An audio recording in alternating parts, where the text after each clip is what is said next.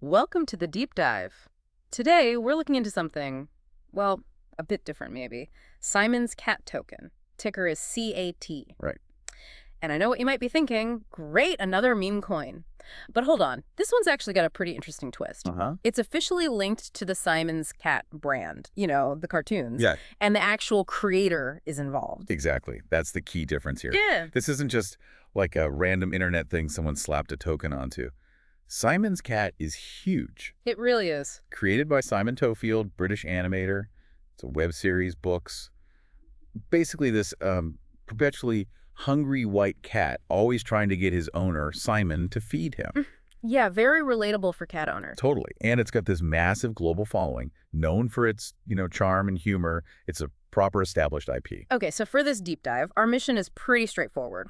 Figure out what this Simon's Cat token project is really about beyond the initial hype. What's the value? Why should anyone care? Exactly. And what's been going on with it in the market? We're pulling our info straight from their official project documentation, by the way. Good stuff. All right, so let's dive in. What is Simon's Cat token, fundamentally? Okay, so the docs describe it as the, quote, official Web2 IP brand meme coin of Simon's Cat on the BSC chain.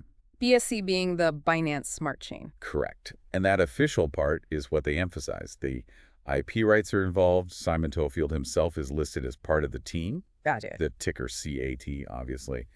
And technically, it's a BEP20 token, which is just the standard for tokens on that particular blockchain, the Binance Smart Chain. Okay, so having that official stamp, the creator on board, that definitely sets it apart from, the usual meme coin crowd. So what are they actually trying to do with it? What's the big idea? Well, the mission seems to be about tapping into that huge existing Simon's Cat fan base. Right.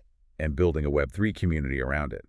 They're aiming to give fans more than just like a digital coin to trade. Okay, so what does that more look like? What's the value proposition? It centers on finding new ways for people to engage with the brand.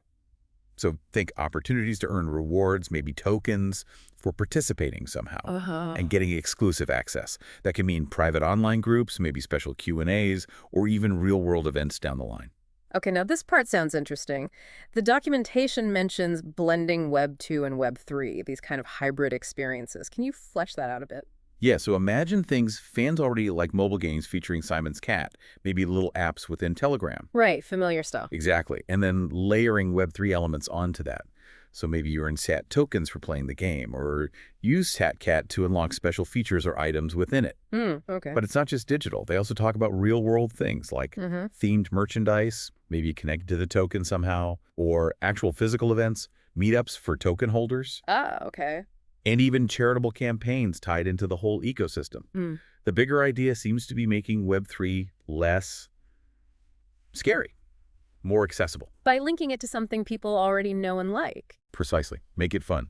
And the ultimate goal, they say, is a community-driven thing that provides real value and maybe even makes a positive impact beyond just crypto. That definitely sounds more thought out than many projects we see. Okay, let's shift gears to the nitty-gritty, the tokenomics. What are the numbers? Right. So these figures are, as of December 16th, 2024, the total supply was sitting around 8.1 quadrillion CAT. Quadrillion. Wow. Yeah, big numbers. That's apparently about 90% of the absolute maximum supply, which is capped at 9 quadrillion. Okay. And interestingly, they state that about 10% of that max supply has already been burned, permanently removed from circulation. And they say this is verifiable on the blockchain. Good to know. And what about the amount actually trading? When it first listed on the Binance exchange, the circulating supply was around 6.75 quadrillion CAT. That figure included tokens given out in an airdrop. Ah, the airdrop. Tell us about that. Yeah, they allocated a pretty chunky amount, 1.143 quadrillion CAT, which is like 12.7% of the maximum supply for what they called a Binance HR dealer airdrop. So basically giving free tokens to people already holding other crypto on Binance. That's the gist of it, yeah. It's a common tactic to get the token distributed quickly, create some buzz, and maybe encourage trading among people already active in the crypto space. Makes sense. Get it into people's hands. So how did they fund this initially, before the listing and airdrop? They had two main sales rounds.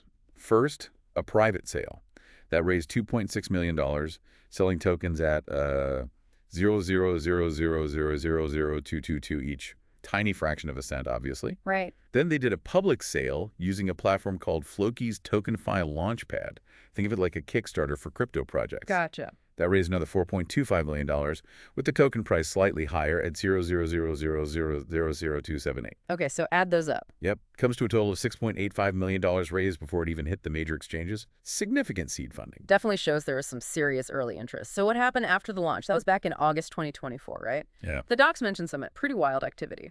Oh, yeah. Yeah. August 22nd launch. Within the first 72 hours, just 3 days, the trading volume for CCAT apparently shot past $600 million. $600 million. Yep. Across both decentralized exchanges, DXs, and centralized ones like Binance. Huge initial surge. Wow. But maybe even more interesting was the knock-on effect on the Binance Smart Chain itself. How so? Well, apparently, for the 90 days before the CTA launch, the chain's average daily activity, like the percentage of network capacity being used, was hovering around 4 or 5%. Pretty standard. Okay. In the 6 days after the CAT launch, that average jumped to nearly 20%, 19.8% to be exact. And it even peaked at 27.7% on one of those days. Whoa. So this one token launch significantly boosted the activity on the entire blockchain network it runs on. For that short period, yeah. It really shows how much attention and, frankly, how much transaction volume this single token generated right away. Well, that's quite something. And have they kept up the momentum? Any major developments since then? One key thing mentioned is that they've bridged the token to Solana. Ah, another blockchain. What does that mean practically? It basically means the CAT token isn't just stuck on the Binance Smart Chain anymore. They've created a way for it to exist and be traded on the Solana network too. Like opening up another highway for it? Pretty much. Solana's known for being fast and having generally lower transaction fees, so bridging there could make the token, more appealing or accessible to a different set of users, potentially increasing trading options and liquidity. Okay, interesting move. Broadening its reach. Now, you mentioned the established Simon's Cat brand earlier. The documentation lists a whole bunch of places they already are online. Yeah, they have a serious existing footprint. There's a Wikipedia page, of course, active on Twitter, Instagram. They even have a separate Instagram for Korea, Telegram channels, one for news, separate chat groups for global and Korean audiences, YouTube, Facebook, TikTok, and their main website, naturally. So they're not starting from scratch in terms of community building. They have all these channels already populated with fans. Exactly. That's a massive head start compared to a project launching cold. They have existing platforms to communicate through and potentially onboard people into the Web3 side of things. Okay, so let's try and wrap this up.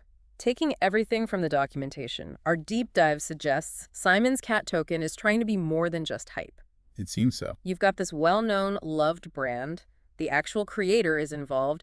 They're aiming for a proper community, blending digital stuff with real-world potential. Right, the hybrid Web2, Web3 approach. Yeah. Using the familiar to introduce the new. And we saw that massive initial market reaction, huge trading volume, even impacting the underlying blockchain activity. Plus, they're expanding, like with the Solana bridge. Yeah, the initial signs pointed to significant interest, both from investors and traders. So here's something to chew on for you listening. Simon's Cat has this enormous built-in fan base already. Decades worth, almost. Right. So could this be a model? Could we see more established IPs, characters, brands, franchises launching their own tokens, maybe even meme coins? It's a fascinating question. Is this a blueprint for how brands can engage with Web3 beyond just like a simple NFT drop or a marketing gimmick? Yeah, and how would projects like this keep things going, maintain interest and value after that initial crazy launch phase we often see with crypto? That's the real challenge, isn't it? It absolutely is. Yeah. Sustaining momentum and delivering on that promised value proposition long term, definitely something to watch. Indeed. And if you want to dig deeper yourself, check out those community links we mentioned, listed in the Simon's Cat token documentation. See what the vibe is like firsthand. Good call. Getting involved, or at least observing the community directly, often tells you more than just reading about it.